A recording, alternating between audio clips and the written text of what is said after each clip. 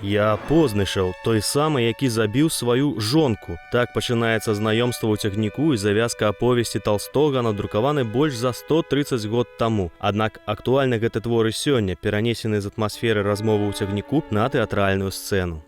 Пространство – это или поезд, или это тюрьма, или это моя голова, или это космос, или это где-то вообще. Суть в том, что такой разговор, откровение, на которое ты выходишь самим собой после произошедшего эпизода, может произойти где угодно. Мы не даем конкретного кода, где конкретно место действия, время или что-то еще. То есть мне важен герой и что он чувствует. Галоўную ролю мужа-раўніўца Познышава грае Александр Вергунов, а таксама ў спектаклі задзейнічаны Віталіна Бедзюк, Дэвід Разумаў і іншыя. Павлу Еўтушэнку дастаўся вобраз аўтара паводле твора Толстога. Мне очень сложно было разыграть своего персонажа, и поэтому я просто с нетерпением ждал прогонов, чтобы мы шли полным спектаклем, для того, чтобы создавалась так называемая палитра моих действий.